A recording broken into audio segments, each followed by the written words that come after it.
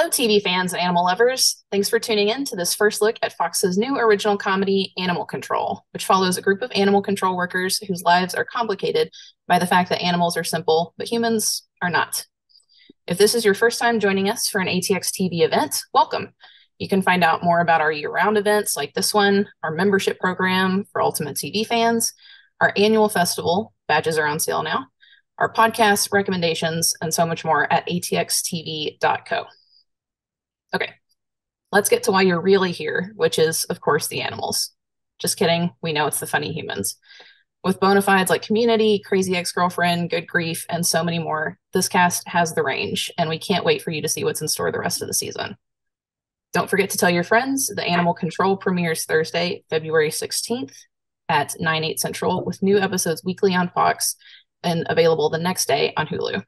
And with that, I'll turn it over to our moderator, Damian Holbrook, to introduce our guests. Hey, thank you, Jen. Obviously, if you are watching this, you just saw the first episode of Animal Control. And if you're still with us, then you obviously loved the first episode of Animal Control. So I'm happy to have you here. And I'm super excited to introduce the rest of the cast so we can talk about what you just saw and possibly what you might see coming forward. So first, we have executive producer and star Joel McHale, who plays Frank Shaw. Michael Rowland. Yes, there he is. And then we have Michael Rowland, who plays Shred, Fred Taylor. Vella Lovell, who plays Emily Price. Grace Palmer, who plays Victoria Sands. Gerry Dee, who plays the greatest name ever, Templeton Dudge. Kelli Ogmundson, who plays Dolores Stubb. And Alvina August, who plays the Hot Vet or Dr. Summers. Hello, hello, hello. Congratulations, everyone. Thank you. Thank you. Thank you. So first thing, I want to just show of hands, how many of you actually have pets? Well, as of this morning. As of this morning. That's ominous. I confirm that or not. That's So, all right, so we've got some animal people on the panel, which is very exciting. And how many of you, show of hands, have, and I know Joel, I've already spoken with him before about this, but have any of you actually ever called animal control? No. Yeah, I did. No. Yeah, I did. Gerry, what was the crisis? We have coyotes in the neighborhood, and we have little dogs. So I phoned and they never came. They really didn't. It was. I called the wrong number. Then nobody wanted to come. So were they afraid of the coyotes? I don't know how it works because I think coyotes they will kill, and they were not concerned. What they said, just stay away. I'm like, well, tell my dog that. That's great advice. Great advice. Don't do that. Yeah.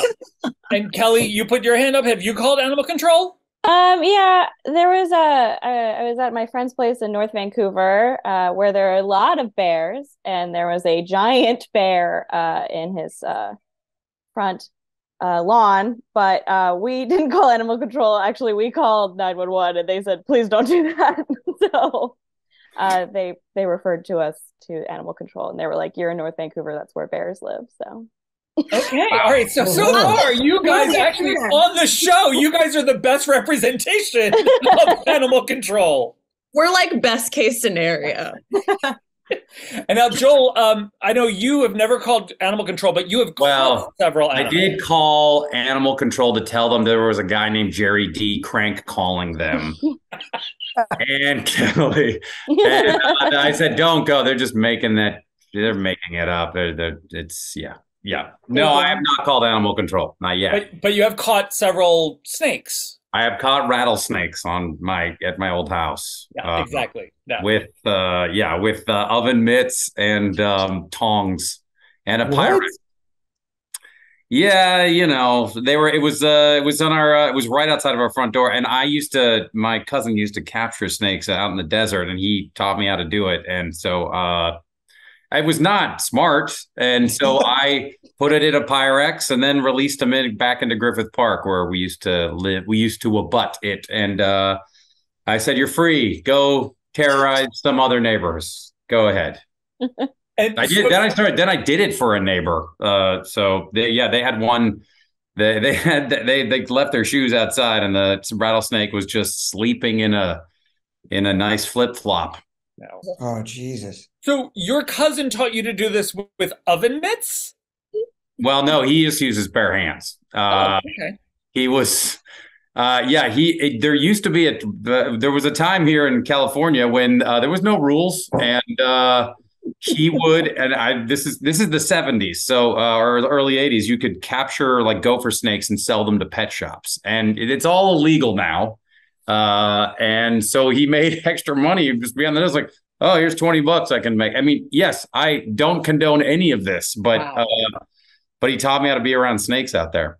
Okay, all right, and obviously you are very comfortable with snakes because in a future episode, you and Michael share a very close encounter with one.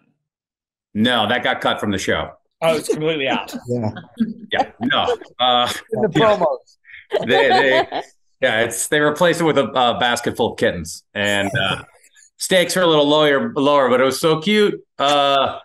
Yes, Michael and I had a day where it's a Burmese python and beautiful, huge snake, way bigger than anything I had ever up so they wanted to have like a rehearsal with the snake, which I thought was hilarious to call it a rehearsal since as if the snake was like, so you want me to, is this where I start? I start here, and then I on the move, I listen to you, and then I'm like, snake, snake, snake. And then you guys come around, and they just wanted to make sure that Michael and I weren't going to lose our minds with the snake. I think it was like day one, we got comfortable with the snake. Yeah. And we had the meet and greet in the trailer. Her name's Popcorn. She's very sweet. Sweet snake. Burmese python, which are really friendly for the most part. And if it was an African rock python, they said we'd be dead in about 3 minutes. That's correct. Right. Okay. So you know what's not friendly? Coyotes. Yeah. Because I feel like, is it still outside, Gerry? Oh yeah, they just roam around like he's like trapped in his house. No, don't listen. No, yeah, that's a lie. It's not the Gerry Dee. It's some kid. All right, so Joel, you're one of the executive producers on the show, and this is a great workplace comedy, an ensemble that I know you fit. You work really well in ensemble comedies, and this is definitely a different office space than we've ever seen. I don't think we've ever had an animal control comedy. What was it like putting this project together and getting this ensemble in place, especially in COVID? Yeah, most of these, the cast, as you know, was my like second, third, and fourth choice who we got. Great. Yeah. And so that was tough. Yeah, so that was hard. And as executive producer, I'd like to call an end to this call. No, I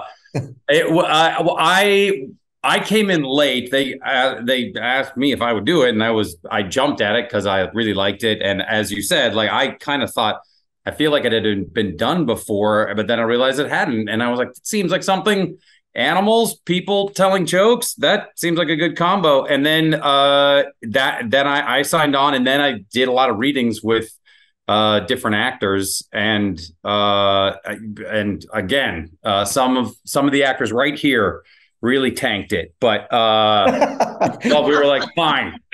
No, so I think, Damian, you would agree, and now I've said this many times, and everything that comes out of my mouth sounds sarcastic, but the cast is just fantastic, and they are. As we were reading, I would. The session would be over, and then I would do a Lucy sketch trying to tell executive producers how enthusiastic I was about the different people I read with, and we got everyone we wanted, so it really worked out. And then they had to spend time with me, right? And as you know, I look terrific, but my body is falling apart.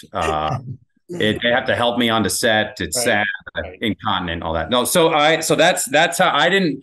I wasn't really doing any of the heavy lifting, like getting it all together, but I did. Yeah. So, but getting the cast together, it's the, you'll see, Yeah, Damian. yeah. Well, and that's so one of the things. I mean, a major role is what Michael is playing, because had to be a character who could really counterbalance that sarcasm that Frank has, that that almost aggressive grumpiness.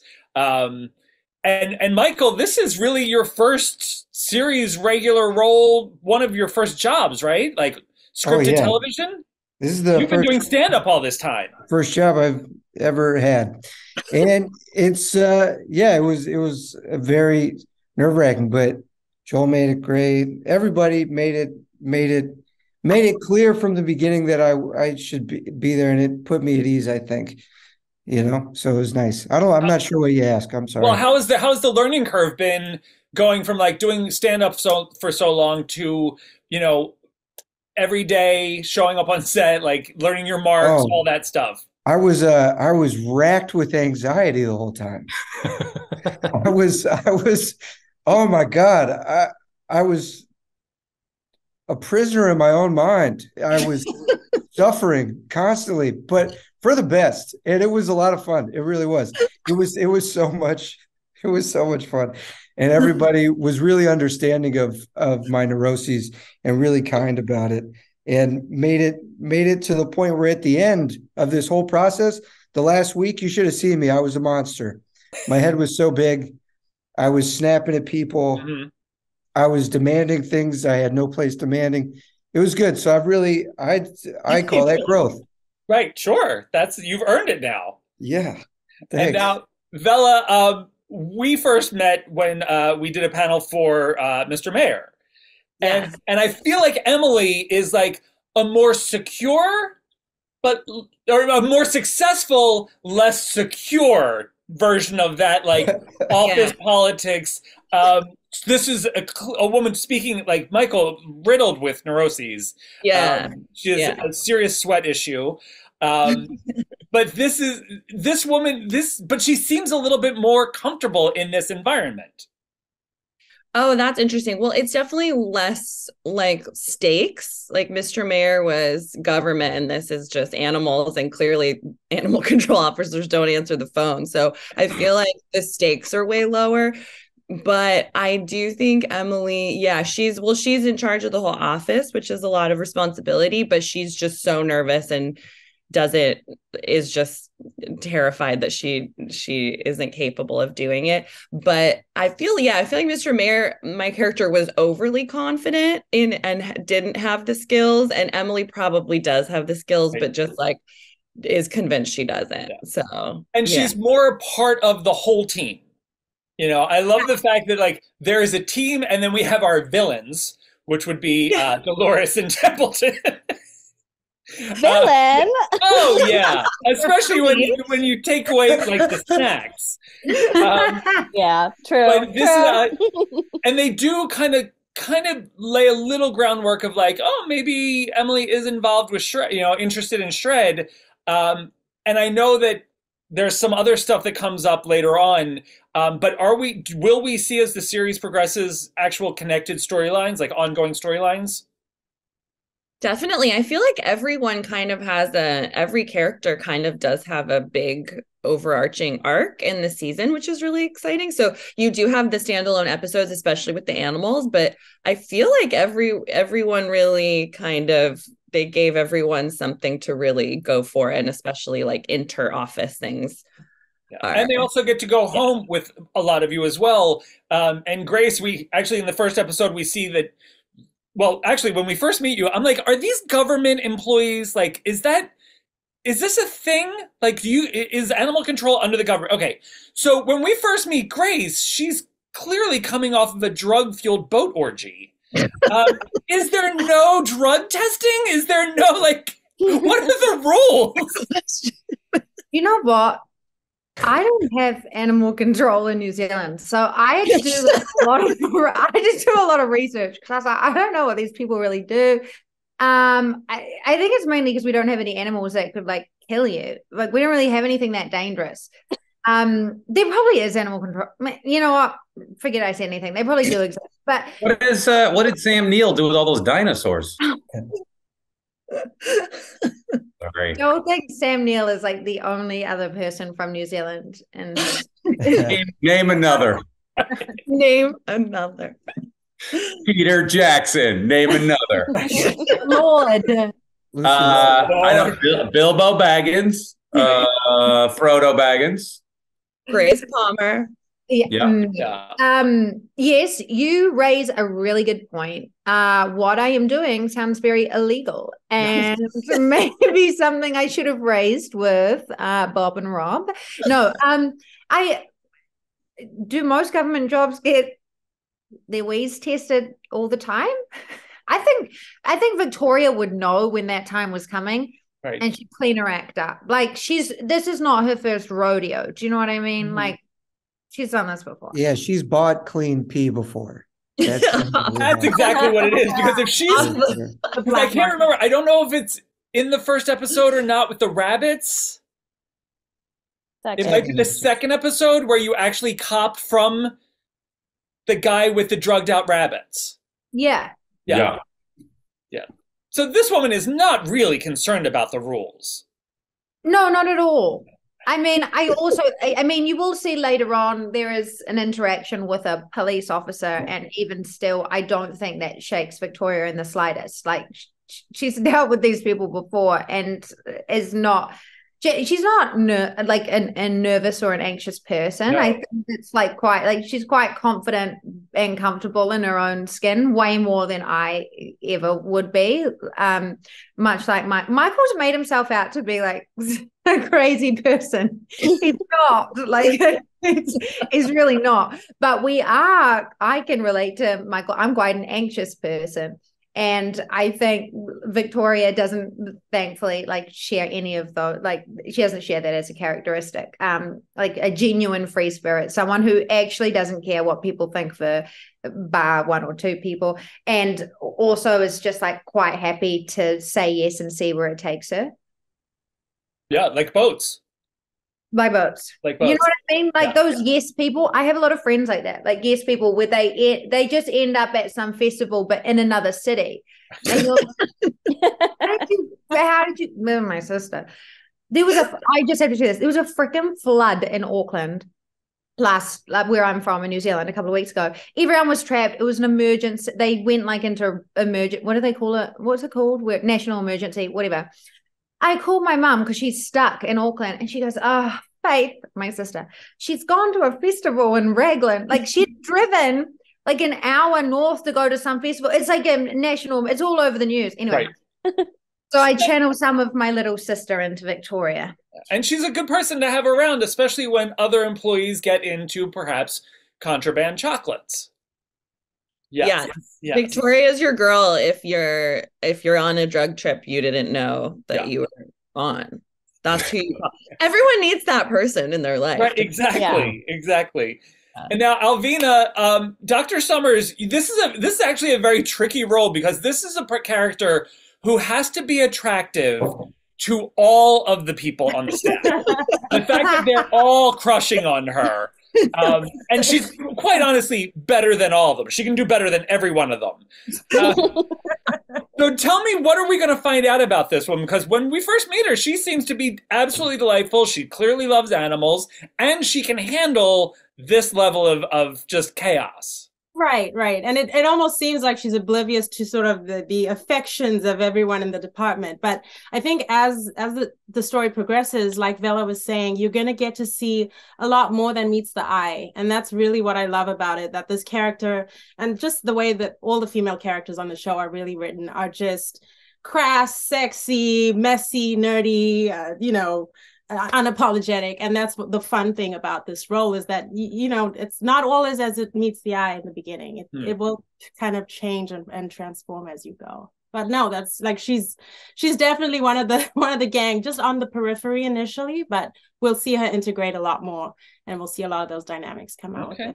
And as the vet, the resident vet in the and we'll talk about the animals on set later, but I'm guessing that you probably had to work a lot with live animals. I did, and it was really fun. I actually don't have pets, but now I'm just like, I feel like I need to get a dog. I need like but it was nice to come to work because there's always all kinds of animals in there. There's like Rottweilers. I grew up with Rottweilers, but I'm sort of at that stage now where it's just like, I think I need to get a pet.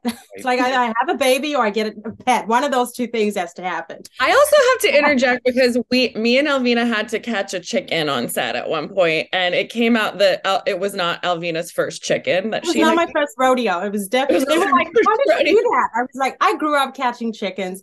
Obviously, ate them afterwards." Which is probably a different situation.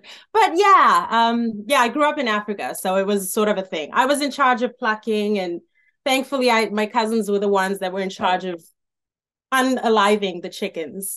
Alvina also ran catering on set, which Wing night was amazing.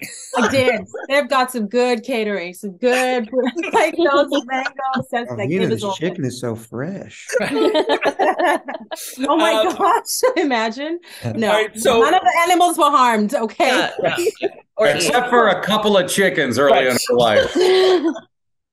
They were delicious. Let's talk to our villains first. Kelli, you are, any office administrator, I think in any office space, in any other workplace, like an office administrator or someone who has that position is technically, they're the biggest threat to our fun.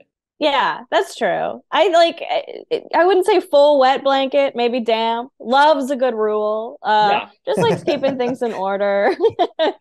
And what is her drive? Like, why is she so determined to keep these people in line? Is it just like her genetic disposition? Yeah, I think it's just like deeply a part of her. She probably doesn't have a lot of control in her own personal life. So she's like, might as well put it on other people. So, and I don't want to spoil anything, but you do play into a storyline that comes up in a couple episodes in that I found to be like a delightful surprise. Yeah. Because we do kind of like what Vella had said, and Alvina, we start to see that there's more to these characters than when we first meet them. And I think what we find out and see about Dolores is that she's actually a really nice person. Yeah, there's a lot of really sweet relationships that she has with like every single character at some point, which I really like. And some people she loves, some people she hates, but some people she loves. I also just don't see Dolores as the villain. It's so funny that I've never really thought of you. Yeah, never thought of it like and this. Also, I think if you spend enough time in that office, like it is such a motley crew of we're pretty annoying at the best. Oh, yeah. I'm like, you're all children. Yeah, she's just a mother. Dolores is a mother. Right, like she's even trying to get them to eat healthy and like maybe not make a mess in the bathroom, which is honestly one of the most the scene where you are describing like how to maybe conduct yourself in the men's room is so needed in so many workplaces. We're animals. Yeah, big time. Yeah. And then the true villain obviously is Templeton. So Gerry, this guy, despite your own experience with animal control, this guy seems to be the one who wants to be like president of animal control. Yeah, I think he's the annoying guy everybody has at work that is never wrong. And he wants to, get in Frank's face all the time and prove he's better or try to prove he's better. And that doesn't always go so well. But, as the season goes on, he gets a little payback at the end, which is kind of fun. And but it's a real fun character to play. It's written really well. And I get to go in and be the goofball and kind of mess things up. Yeah. There's the rivalry is really interesting because with Frank and Shred, they come up against you so much, but where's Templeton's partner? Well, I don't think anyone likes him at his own precinct. I don't think he has any friends. I love to know where he lives. I'd love to know what his nightlife is like. I just think he just doesn't know what's going on. And probably thinks he's the most popular guy at his work and is not. Right. That would be my guess. And so how does one, because, I did all my researches, how does one go from like a high school gym teacher to like a multi-nominated award-winning Canadian comedy icon? I don't know who you're talking about, but I was a gym teacher. Yeah, I don't think any of that's true. So, but I started in stand-up and got lucky, and I was a teacher doing stand-up, and I took a shot at leaving teaching, and I was doing things in Canada, but this was my, second US role. I was on the Moody's, which Bob and Rob and Tad did, and I was lucky enough that they thought of me for this, and I'm really excited about it. It's, as everyone said, it's a great group. It's really funny. It's really different. And we've all been on shows where you're kind of like, I don't know. And this one just feels like, feels something special. So let's hope we're right. And so set in Seattle, filmed in Vancouver, and you've worked extensively in Canada, obviously. Any of the other Canadian, like Alvina, Kelli, like, did you guys work with him? Have you ever crossed paths?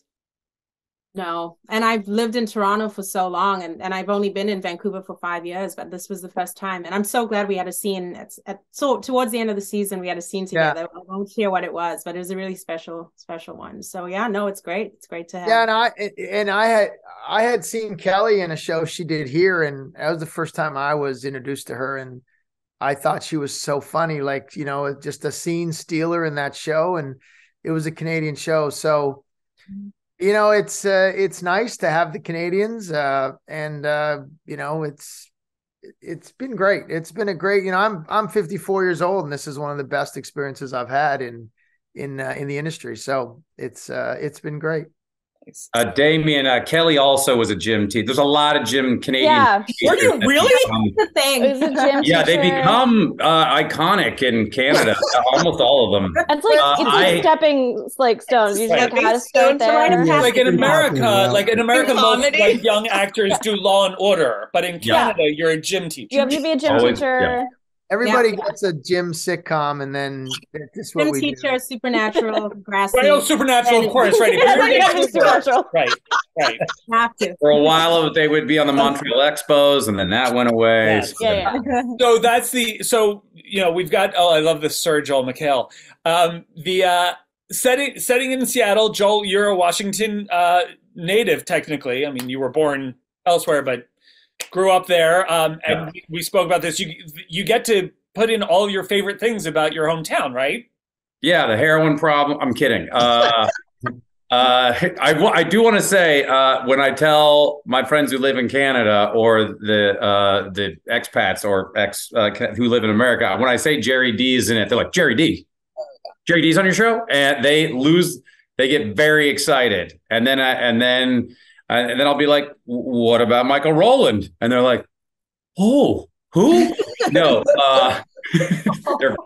I'm giving you a hard time. No, but I think Gerry might be a secret Canadian weapon to bring the show to Canada. But it's set in Seattle, which works out because Vancouver, growing up, I thought that Portland and Seattle and Vancouver were basically the same city. And they do get to, there's all these little references put in there, and some local beers and streets and stuff like that makes me think this is all too good to be true and will end immediately, because I never dreamed I get to be in a show set in Seattle. So it's great. And shooting in Vancouver it's so familiar. I'm like, oh, right, everything's damp all the time, and the sun doesn't come out in the winter. That's right. There's ice storms, but I love the Northwest. So to shoot up there was a dream come true. I mean, it really is. I was raised Catholic, so I'm like, this is all going to end horrifyingly. But it's been so fun. We made a bunch of sports references to Seattle teams. And it was ideal, except for the cast off camera, who were monsters, right? Obviously. Were you like the authenticity consultant to let, like, if they did drop in a Seattle reference that it cleared? Yeah, there was just a spelling of a couple of things that I was like, that's not correct. But really, it was disturbingly close. And then, like the Canadians add a couple of U's into words like color and favorite, so that had to be corrected. But no, but yeah, no, it was pretty flawed. There was a number of Kraken references, which made the Canuck fans tense up. And Seahawks and all that. There's a whole you saw the whole thing with the Seahawks, so that was very cool. But believe me, I'm still kind of in shock that that it's taking place in the city I grew up in. And so you've got this, and does filming it in Vancouver, even though there's like 1,000 productions up there. In fact, there was a period where some of the shows weren't even able to find full crews because they were working on so many other superhero shows or Supernatural, and they'd been there for 16 years. But does it actually kind of lend to helping an ensemble kind of bond off camera because you're all living there and away from your regular home? For sure. Yeah, no, it's like, it's really like a going to camp in a weird way. I mean, if camp took place during the winter when it wouldn't stop raining. And yes, I think we can all agree that when we had free time, I was either coming back to LA to see my family, but if it was on the weeknights, then we would hang out. And then Michael paid for everything, and he calls himself Big Mike when he goes out. Right. That's right. With the money gun to swing around. Deep pockets. Deep pockets, Damian. Who turned out to be kind of like the organizer? Ravi. Like, we're going to do this tonight. Probably Ravi, yeah. Ravi Patel. Yeah. He was our social captain. Yeah, Right, he's right. the canary. He's the great Ravi, man. Yeah, Okay, so then let's talk about the animals on set, because there's been that long held, you never want to work with kids or animals, and then you go into a show where it's literally where you guys are the kids, and there's your special guest stars are animals. I had a scene, I think, a few days ago with a child and 4 cats. Oh. Which I think they say there's a subsection of that number of kids and animals, specifically cats. So I really got to live the dream doing that. Does it add extra time to production when you're dealing with an animal performer? No. It always goes very smoothly. Yeah, they've all gone to grad school. They're all really good. I don't know if you've worked with 12 adolescent ostriches at the same time, but how was that, Michael? Because I hear that adolescent ostriches are fine, but any older and they could kill you. Yeah, that's what they say. They say they got enough power in that front kick to disembowel a lion. And they tell you that right when you're walking up to the ostrich. And it's good. The adolescents, you get comfortable around them. They're not a smart animal, but they can't really hurt you. They can't really hurt you that much. But the adults, we didn't really do much with the adults except for running away. How long did you stay up in that tree? Joel, how long was I don't hour or two? I lost interest so fast. Oh, you were up there. Yeah, you were up there for an hour. Yeah. It was impressive because, as you see in the pilot, he gets undressed and he redressed and then undressed and redressed numerous times. For me, it was a chance to prove how dexterous I could be. I wanted the crew to know just how functional my body is. Yeah, a lot of people are still talking about it. They're like, "Did you see that? I mean, that limb work he was doing was impressive." I honestly thought this whole interview was going to be about that. Right. Well, we're doing it for a special festival. Yeah. Did any of you have to work with an animal that you just were terrified of? Grace, go ahead. Grace. I'm scared of quite a few animals, apparently. I didn't really know I was until I met them, but there wasn't I actually have a chronic bird phobia, which I told them about. So I'm really happy that the ostrich wasn't me. But I did then have to work with a big ass Canadian goose. But that wasn't even the bad one. The bad one was, turns out I don't really like iguanas that much. I didn't really know that until I kind of got there and saw that it was big. It was 6 foot in length from tail to head. and I just had to hold the iguana. And it was obvious that I was quite nervous because I was sweating profusely. But the director was really nice. Jay was like, look, we'll get everything set up and we'll get rolling, and then we'll put the iguana on you last minute, which was really kind in theory. But then it meant that they have all of this footage of me freaking out as they're putting the iguana on me. And I was like a baby, like I felt really bad because I didn't want the owner or the iguana to know that I didn't like it, but it was very obvious because Jay had to come over, and I was just going, no, like, and they were trying to place it on me, and I just couldn't. And then it finally got there, and I'm just like this with this iguana. It's really embarrassing. I'm so nervous that footage is going to surface somewhere, because there was also a crew member from Mexico, and in Mexico, iguanas are just like everywhere, and so she's pissing herself, like she can't stop laughing at me. And you can see my tit sweat stains and me and this iguana, and I just look so uncomfortable. But yeah, I mean, you live and you learn. And yep. You know what? You really wrapped that up, Grace. Maybe it helps you face your fears. Kelli, Dolores wouldn't really have to deal with any animals. So were you kind of free for this, or did you get to like go and hang out with them off camera? I mean, we had like some animal background actors at the office, so that was sick, and I just loved all of them. I did get to work with kittens one day with Vella. We both freaked out about it. It was the best day of our lives. It was the best day of our lives.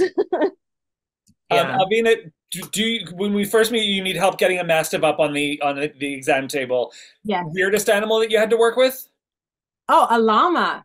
Oh. And that was so fun because I'd never seen one in real life or up and close. And they were just so interesting. They had 2 llamas on set, and we had a male llama and a female llama. And it was very interesting because in case one animal sort of is unruly or doesn't really want to work, then they send the other one in. And so it was really fun because one llama was just, being a bit of a diva. Decided that they were going to take early breaks, just didn't want to be there. Where the other llama was just like, put me in, coach. I'm ready. I'm ready to do this. Let's go. So that was really fun just to kind of see their different temperaments. And yeah, the girls were ready to work. The boy llamas were just like, no, we don't want to be here. We're done. So we get llamas. We have a python. We've got Gerry Templeton gets caught up in a thing with, like, is it a mountain lion? Yeah, I didn't deal with animals. There was I think it's the second episode where there's a fake one. Right. Shred. So, did anyone check to see if any of these animals would be indigenous to the Pacific Northwest? Well, as you know, people, at least in America, keep all sorts of That's true. animals in their homes. And they're around, and there's, they're everywhere. I mean, there's raccoons, obviously, all over the Northwest, but there's mountain lions, and there's a whole arc to that. We also had, tarantulas. That was a thing. What else? Oh yeah, fox. There's a fox, a real fox. We just did pigs. Yeah, pig. Mm-hmm. The pigs were from New Zealand. They actually were. So add them to the list of actors from New Zealand. Yeah. It keeps getting longer. That's good. We had the cow. We had the cow. That was. Yeah. You have a cow, right? This is every day was probably like a petting zoo. Yeah. Well, when in the office scenes, boy, we had that one like adoption day. Yeah. Like a big adoption day. So I think there was more animals than actors. Yeah. Nice. Yeah. And so I looked up animal control requirements for the job, and they must enjoy working with animals, obviously, ability to remain patient in trying situations, understanding of animal control procedures, ability to communicate with members of the public, handle animals in various forms of distress in a safe and humane manner, ability to learn and recognize signs of rabies and other uncommon illnesses, ability to euthanize animals that are dangerous, sick, or unwanted, and proficient in the use of Microsoft Office Suite. Hey. So how many of you would make a good animal control officer? The whole Joel, suite? Joel, you'd Yeah, be Joel is so good with the animals. Like you really are. Like you're really soothing and sarcastic.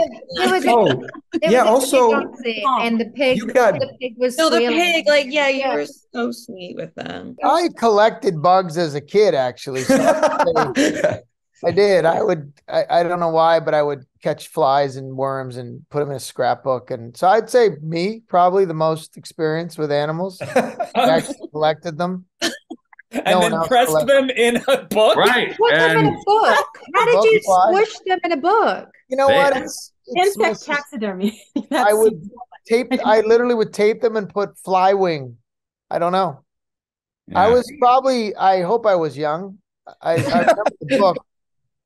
Those are early signs of a he- different career. He tried to do it with a deer, and it didn't work out at all. Jeffrey Dahmer also did this, so it's not a good thing. And look, he became famous, so Yeah. I mean, look at that. Very popular series. I'm just realizing probably shouldn't have brought this up. Yeah. Well, I'm going to wrap it there. I want to congratulate all of you. The show's so funny. It's so nice to spend time with these characters because for as like they're sarcastic, they're funny, but like they're never really aside from the Templeton stuff, they seem to really care about each other from the beginning. And I really loved the way that the whole staff kind of like rallies around Shred at the end of the first episode, kind of cracking through Frank's thing. And so I'm excited to see where these people go. So I want to congratulate all of you. Thank you all. And Damian, I want to say, Ravi Patel, who's not on this call, he is, you'll see. I mean, he's been on a bunch of stuff, but he's so funny. He plays a very put upon new dad, and it is so funny. And he and Grace's character are partners. Oh, he's a perfect foil for Grace because I feel like his character wants to be the degenerate that Victoria is sometimes. Yeah. And I get that. Too responsible. Great. All right. Well, thank you guys so much. There's a scene with a kangaroo and him that's so funny. You'll see. Oh, yeah. Damian. You guys, thank you. Everyone watching, do not miss Animal Control on Fox starting this February. Thank you all for being here. ATX, thank you. And we will talk to you guys soon. Thank you so much for having us. Good to see all you guys again. Everybody. Yep. Bye, guys.